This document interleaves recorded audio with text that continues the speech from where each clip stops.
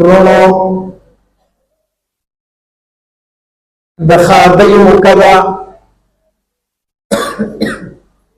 ډېر د خوشحالۍ مکدا ده چې بعض خلک په خادو کې ګناهونه کوي د الله تبارک وتعالى د نعمت ناشکری کوي او بعض خلک داسې دي چې هغه د الله تبارک وتعالى د نعمت شکر ادا کوي حدیث مبارک کې راځي نبی علیہ الصلوۃ والسلام فرمایي وی کله چې په خوشحالۍ کې یو انسان الله تبارک وتعالى یاد کړي او په دې انسان باندې بد ورځ راشي مصیبت پر راشي او دې الله ته چغوي چې الله په مصیبت کې په مشکل کې ما د الله نه چې کله دې دعا غواړي आवाज کوي وی دا پرشتي وی یره دا आवाज خو آشنا او لکخکاری دا आवाज مخکې مونږ ډېر زیات اورېدل خو مخکې به دا आवाज په سکون سره او په آرام سره به اوس بیا دا आवाज د په دې आवाज کې درد دی تکلیف دی आवाज هغه زور आवाज دی خو مخکې په سکون سره اوس په دې आवाज کې درد دی تکلیف دی الله تبارک وتعالى ورته فرمایي دا هغه بنده دی چې په راحت کې زیاده ولم هنن په مشکل راغله ماته په مشکل کې आवाज کړی دی نو فرشتي الله تبارک وتعالى ته د دې انسان سپارښت شروع کړي الله په خوشحالۍ کې تیار کړی الله نن په مصیبت ته الله دا مصیبت نه لري کا فرشتي څه کوي الله تاسو کوي سپارښت کوي او کله چې یو انسان په خوشحالۍ کې الله نه یاد کړي او په باندې د ورځې شروع شي او مصیبت راشي بیا د الله ته आवाज کوي الله ته چغوي نو دا پرشتي چې کله دغه आवाज وره کنه نو دا پرشتي وایي دا आवाज خو ناشنا وونته مخکې مونږ چرته نه دی اورېدلی نو الله تبارک وتعالى ورته فرمایي اے فرشتو دا زما یو بنده دی په ډېر خوشاله راغلی خو د چرته ماته आवाज نه کړي د زمې یاد کړي نن ته به ورځ راځي نو ماته چلوي نو پرشتي وي الله ته سره خپل معاملې وکړي چې څنګه ته مناسب ښکاري د دې انسان سپارښت پرشتي بیا نه کوي چې په خوشحالۍ کې الله نه راځي الله نن په بد ورځ راځي تاسو چلوي الله دې زموږ په حال رحم وکړي موږ چې کله خوشحالي راشي کنه مونږ رانه یېري او دس رانه یېري ذکر اسکار خو لري خبره ده چې د خوشحالۍ په ټیم کې وشي او چې کله بد ورځې په شروع شي نو بیا په غم کې د درې ورځې سپینه ټوپۍ په سر باندې ته وایي چې درې ورځې د عمرې نه راغی بیا سپینه ټوپۍ په سر نه کوزئ بیا الله ته چغې وایي خو الله یې دغه چغې بیا نه منظوروي نه قبضوي په تا الله خوشحالي هم راوستې وي په تا الله ښې ورځې هم راوستې وي تا چېرته الله یاد کړی و نو د عبدالرحمن ورور عبدالرحمن نوم دی که نه د عبدالرحمن ورور خادي ده او خبر ته شم په دې باندې چې والد سي د وفات شوی دی زما عبدالرحمن خوشاله شه نن به پلار په قبر کې خوشاله ان شاء الله والد سي په نن په قبر کې خوشاله په لحد کې به خوشاله چې الله نیکمل بچی مې را کړی و الله یو نعمت مې را باندې کړی الله هغه نعمت شکر ادا کو هغه نعمت څه ادا کو دا بچی دام د الله د طرف نه نعمت ته او بچی د واده کول دام د الله د طرف څخه دی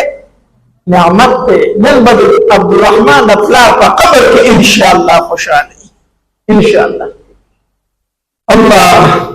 نکاح دا یو اهم څه دی دا عبادت ته دا عبادت ته نکاح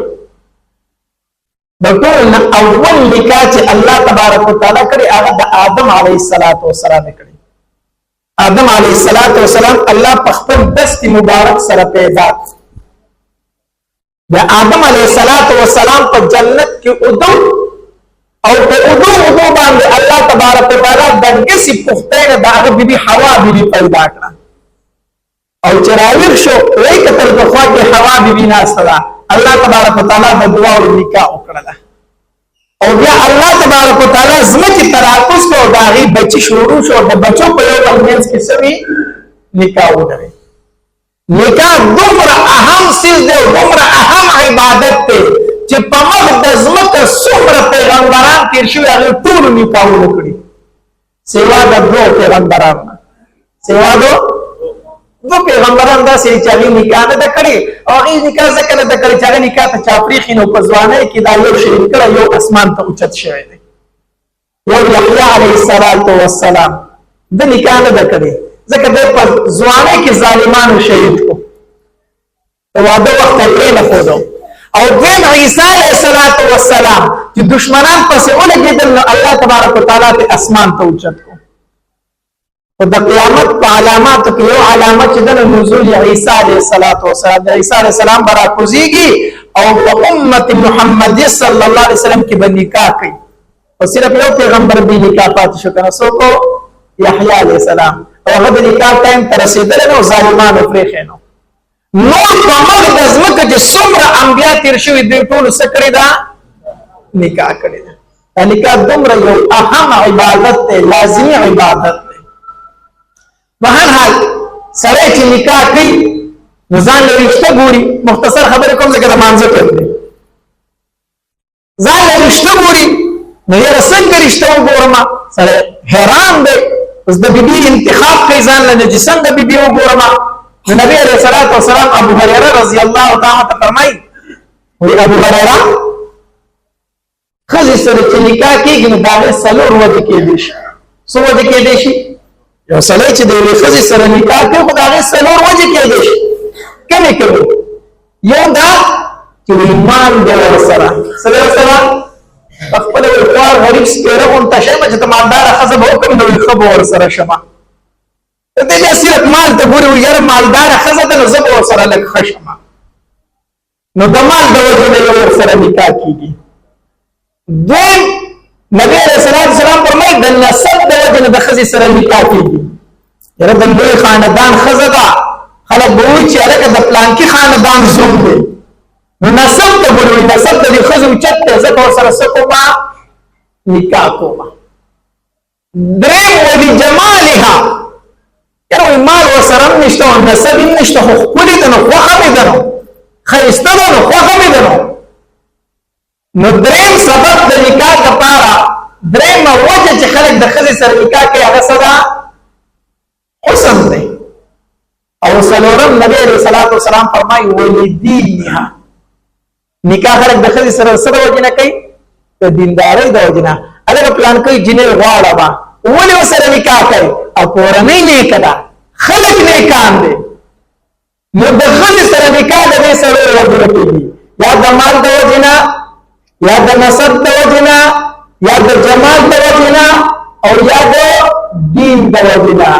نبی علیه الصلاة والسلام ابو هریره رضی الله تعالی سره داسې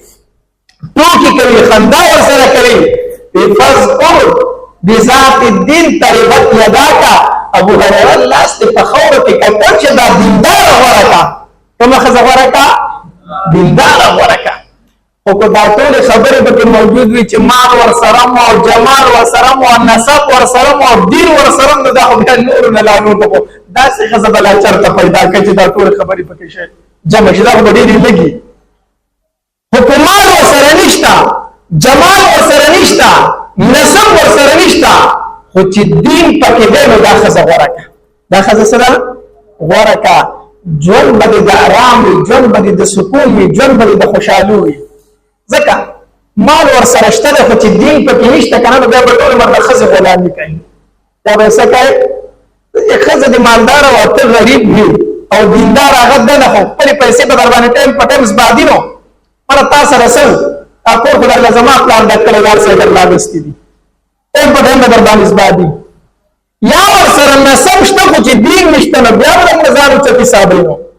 جمال ورسره شته خو چې دین پکې نشته نو د کوره چې وځي نو غم به در سره وي ښځه دې بېدینه وه ښایسته وه خو کار نه به نه شي تللی نو چې کار نه ووتې نو د کور به در سره فکر وي نو چې په هغې سپېرې کې خو دین هسې نشته دی داسې نه چې کور یې څه بله مسله مې جوړه کړي نو که دین پکې نه وي نو په دې ښځه کې سکون او آرام نشته خوشحالي پکې نشته دی نو بیا د بل مصیبت ته په مخ د ځمکه ضرورت نشته دی چې ښځه دې بېدینه وه چې ښځه دې دی نه وه ټیک شو که نه ولې اور به بار کار کړی ستړی ستومانه به کور ته راشي په کټ کې به کښېني ښځې ته به وچېرې لږې اوبه خو راکړه تږی منه وبه چې خپې دې ماته دي خو هغه دې راوایه له ځان له که نه ته به وایي چې یا الله یو بل ته مې بار مزدوري وکړه چې کور ته رالم هغې ځان له ګز جبل ایستلې ده دا لوی مصیبت دی او چې ښځه د نیکمله وه نو دا په دنیا کې جنت دی جنت ټیک شو که نه ته به ټوله ورځ بار مزدوري وکړي خو چې کور ته راشي چې د خپلې بیبي سره کښېني او هغه درته یو څو ښکلې ښایسته خبرې وکړي د ټولې ورځې ستړیا به دې ختمه شي یا سار کار له ځې او دا در سره د وره پورې ووتل او دروازه یې درته پولو کړه چې زه به ستا په انتظار یم ګوره د وخته کور ته راځه نو ته به په کار باندې بیا نه پوهېږې په ستړیا به نه پوهېږې ښه چې کله د بیبي نیکه وه نیکه په دې وجه نبي علیه الصلاة والسلام فرمایي وایي نیکمله بیبي خوښه کړه نیکمله بیبي غوره په غوره الله او په نیکمله بیبي کې الله تبارک وتعالی انسان له ډېر خیر اچوي د عمر رضی الله عنه دور خلافت دی او د عمر رضی الله عنه دا عادت او چې هغه به د شپې ووته په دې کوڅو کې به ګرځېدو د خپل رعایه به حالت معلومو چېرې د خلکو باندې څه تکلیف شته او که نشته او زما متعلق د خلکو څه خیال دی ګرځېده به د شپې په کوڅو کې په یوه کوڅه باندې تېرېږي د یو کور نه د دوو ښځو د جګړې اواز راځي شور دی پکې عمر رضی الله عنه غلی ورغېد دیوال سره ودرېدو چېرې د دې ښځو جنګ پسه دی نو مور او لور دې د دواړو جګړه ده مور دا اوبه رالي په پیو کې اچوي نو لورې ورته وایي مورې داسې مه کوه تا ته پته نشته دی چې امیر المؤمنین عمر منع کړې ده چې په پیو کې به اوبه نه شي کولی ځکه دا ملاوت دی دا څه شی دی ملاوت دی الله بعضې خلک وایي مړه نو اوبه هم دس کله شی ده پی هم دس کله شی ده که وامې چې ورته کومې کوپر مې وکړو خو سکي دي که نه دا اوبه پرېږده دا پی په پیسو دي دا دې ملاوت وکړو اوبه دې په پیسو خرڅې کړي دا ګناه ده عمر رضی الله عنه منع کړی امیر المؤمنین چې په پیو کې به اوبه نه شریکوئ دا ګناه ده دا ملاوت دی هغه مور یې ورته وایي وایي دلته عمر شته دی دلته عمر کم دی چې ته وایي عمر منع کړې ده د هغه لورې ولې جواب ورکوي وایي مورې که عمر نشته خو د عمر رب شته دی عمر نشته خو د عمر رب شته دی هغه موږ ته ګوري الله عمر رضی الله عنه چې دا خبره واورېده که نه ځان ته په دیوال باندې نښه وکړه شپه د تیاره ده ځان ته کور په نښه باندې کړو او واپس لا چې کور ته ورسېدو خوب یې وکړو سحر راپاڅېدو نو بیبي ته وایي ویره زمونږ دا زوی خو زلمی دی دله خو به واده کول غواړي که نه بیبي ورته وایي واده خو به ورله کوو وایي جینۍ مې ورله سوي کړې ده په خوښه دی چې هغه ورله وکړو وایي کوم ځای ده وایي زه درته کور ښیم هلته لاړ شي چې پوښتنه یې وکړي ځکه خو جینۍ چې ته ورکړې وایي ما ته پته نشته چې ورکړې ده خو ورکړې نه ده تپوس یې وکړه بیبي ورته وایي ډېره ښه ده خو ورته خو بیبي لاړه تپوس له بیبي چې ورله جینۍ ولیده تپوس یې وکړو دا ورکړې ده که نه ده ورکړې نه ده خو نه ده ورکړې ښه صحیح ده واپس راغله عمر رضی الله عنه ته تپوس کوي وایي بیبي جینۍ دې ولیده او څنګه کوئدل شوې ده واده شوې ده او که نه ده بیبي ورته وایي جینۍ خو مې هم ولیده او کوئدل شوې خو هم نه ده خو یوه خبره ده وایي څه یا خو شپونکۍ ده او د بزو سره وکړې خلک دی بزې سره بزې ساتي او ته امیر المؤمنین یې نو ځکه شپونکۍ خپل بچي له غواړې ته خو د مسلمانانو بادشاه یې ستا خو لویه درجه ده لوی مقام دی د نبي علیه السلام په نږدې صحابه کرامو کې نو ته به زوی شپونکۍ غواړې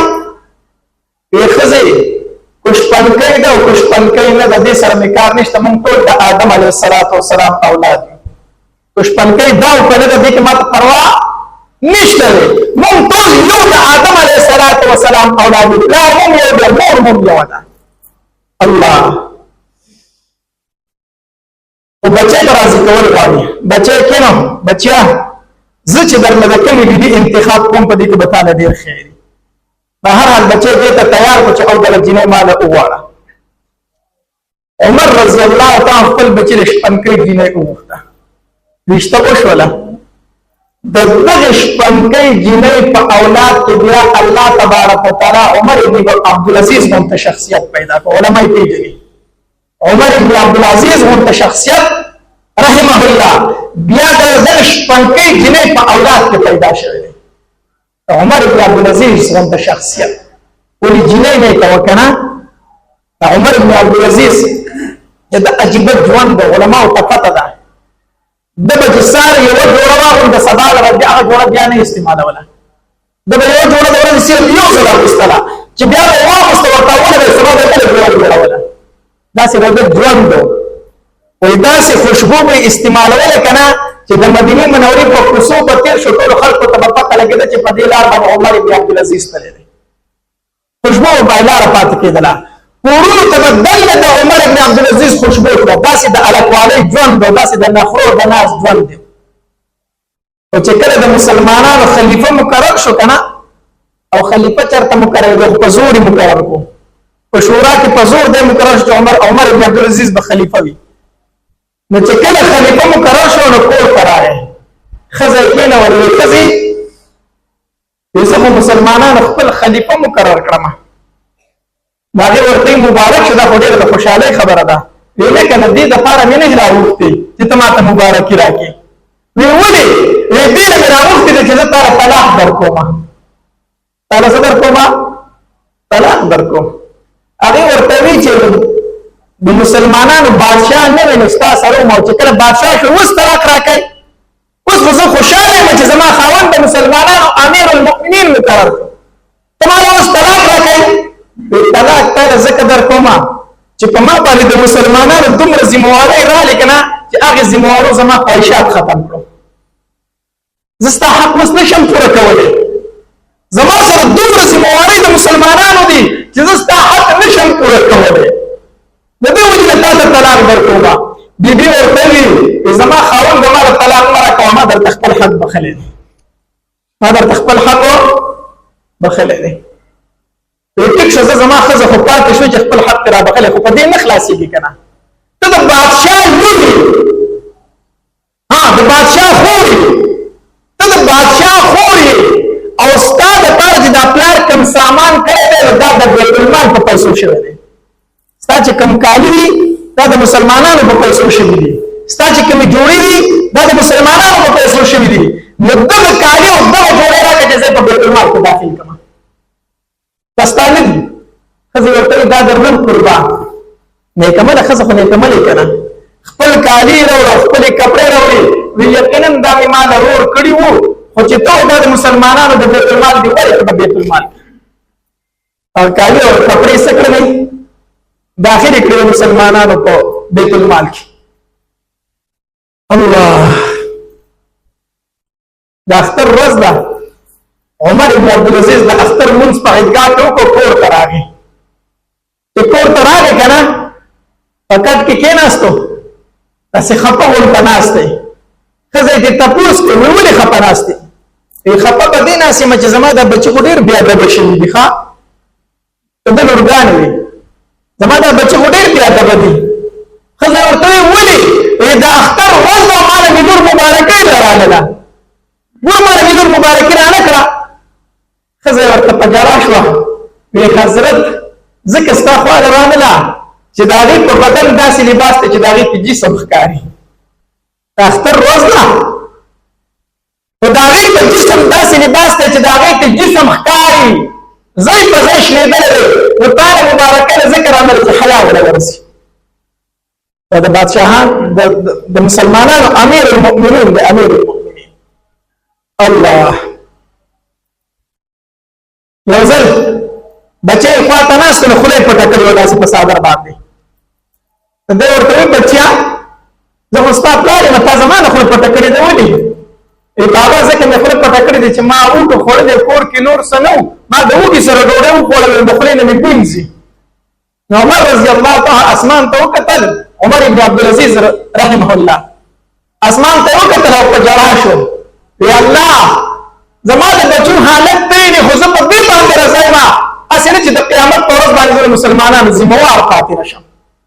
زه په دې رضا یم. الله، شپنکی دی په ځنګل کې ګډي بيزي سره ولې نو دا په ګډ باندې زمري حمله وکړه شرمخ په حمله وکړه چې څنګه شرمخ په حمله وکړه کنه نو اوشپن کې وی انا لله وانا الیه راجعون یا عمر بن عبد العزيز وفات شو بل مرګره وسره تر روغي په لیوانه په ځنګل کې بيزي سره په ځنګل کې راځي ټلیفون خو په هغه وخت ونه کړي په ټلیفون ورته وشو نو د خار نه باري په ځنګل کې ناسیو تاسو د کوم طرف پته ولګی چې عمر بن عبد العزيز وفات شو دا عمر بن عبد العزيز د خلافت درینیم کال وشو د درینیم کال خلیفہ پاتې شو په دې درینیم کال کې زما ګړي بيزي او شرمخان یو ځل سړي په دې درینیم کال کې شرمخ لازمه په ډېرو حمله نه کړې نن شرمخ زما په ډېرو حمله وکړه ما ته پته ولګی چې عمر بن عبد العزيز په دنیا کې نشته عمر بن عبد العزيز په دنیا کې نشته ځکه خو زمرو حمله وکړه زما په ډېرو باندې معلومات وشنو په اخ کې ټیم باندې عمر بن عبد العزيز وفات شوی کم ټیم چې شرمخ په ډېرو حمله کړې و چې کله د انصاف قانون کنا بیا زناور انصاف کوي په ځنګلو کې بیا انصاف الله دا برکت د څه شی ورڅ خبره مې کوله د نیکی بیبي دا عمر ابن عبد العزيز رحم الله د چا په اولاد کې پیدا شوی و د شپنکې خزې په اولاد کې پیدا شوی و نبی علیہ السلام ابو هريره رضی الله عنه فرمایي وې دیندار خزه ورکا کومه خزه ورکا دیندار او چې خزه د بيدینه وکړه په دې وجود کې بس تا خیر نشته دی پیرزه جوړه به در باندې اخلي هغه یو بدل زرونه کم نه دا یو جوړه د بدرې د شپې دا بل د اختیار ته دا بل د جنگ دا بل د ډوړې د ورځې دا تاسو دا کدا څنګه ده او زه به یو جوړه کار ته ما غوندم ته خزه ولې ده صاحب غوندم ما خام په بل غوندم اسد دی ورته کوم دی نو بس خزه ولې ده څه چلو شو سره دا یو جوړه غوندم ورته پکې بس څه چلو شو څه چل کله د خزه دیندار هغه دا شي نه کوي هغه زما د سر تاجا دا یو جوړه مالکات ده یو جوړه مالکات ده زه چې ستا خو هیڅ دنیا ته ضرورت نشته